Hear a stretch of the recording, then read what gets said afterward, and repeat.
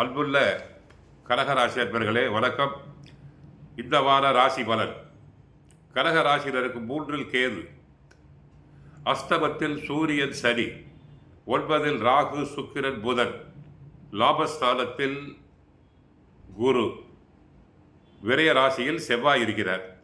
உங்கள் ராசிக்கு முயற்சி ஸ்தானமான 3 கேது, 9 புதன் சுக்கிரன், லாபஸ்தானத்தில் குரு இருப்பதால் நீங்கள் நினைத்ததெல்லாம் நடக்கும்.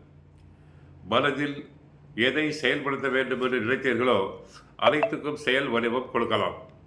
பல வரவுகள் தாராளமாக இருக்கலாம். செய்யும் தொழிலில் அபிவிருத்தி, பிறர் பார்த்து ஆச்சரியப்படும் அளவுக்கு தொழிலில் நன்மைகள் உண்டாகும். ராசிக்கு 8 சனி சூரியன் இருப்பதால் வேலையாட்களால் சிறு சிறு பிரச்சனைகள் உண்டாகும். சிறு தடங்கல்கள் உண்டாகலாம். பிறரை அனுசரித்து செல்வது நல்லது. ஒரு சிலருக்கு பயணங்கள் மூலமாக நெருக்கடிகள் ஏற்படக்கூடிய காலம் என்பதால் தேவையில்லாத பயணங்களை தள்ளி வைப்பது உத்தமம். உத்தியோகத்தில் உள்ளவர்களுக்கு நீங்கள் சிறப்பாக செயல்பட்டாலும் உடன் இருப்பவர்கள் உங்கள் மீது பழி சொல்லக்கூடும். கவனம் தேவை. எதிலும் பொறுமை தேவை.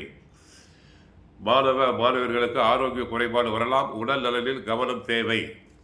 அடுத்து சந்திரனின் நிலை, சுக்கிரனின் நிலை, லாபஸ்தானத்தில் உள்ள குரு பகவான் நிலை, இவற்றையெல்லாம் மொத்தமாக இணைத்து பார்க்கும்போது இவ்வாரம் நன்மைகள் அதிகம்தான்.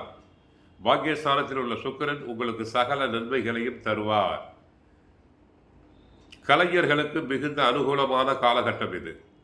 ஐடி தொழில், கணிதத்துறை, ஆசிரியர் துறை போன்ற துறைகளில் வேலை பார்ப்பவர்களுக்கு எதிர்பார்த்த நன்மை, வெற்றி, பதவி உயர்வு கிடைக்கும் வாய்ப்பு உண்டு. குடும்பத்தில் சுப நிகழ்வுகள் நடக்கும்.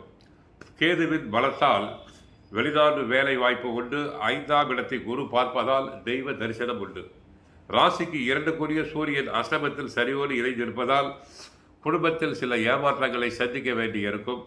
மனோபலத்தை அதிகரிக்க இறை வழிபாடு அவசியம். தந்தை மகன் உறவுகள் பாதிக்கும். தேவையில்லாத வாக்குவாதங்களும் மனஸ்தாபங்களும் ஏற்படும். அதற்கு அனுகூலமாக விரயஸ்தானத்தை செவ்வாய் வக்கரமாக இருக்கிறார். குழந்தைகள் விஷயத்தில் கவனம் தேவை. ஆக கடகராசியினர் கோயிலுக்கு சென்றால் அம்மனை வழிபடுங்கள். மாதா ஸ்ரீ புவனேஸ்வரி அம்மனை வழிபடுங்கள். கஷ்டங்கள் அனைத்தும் குறையும். வாழ்க வளமுடன். மங்களம் உண்டாகட்டும்.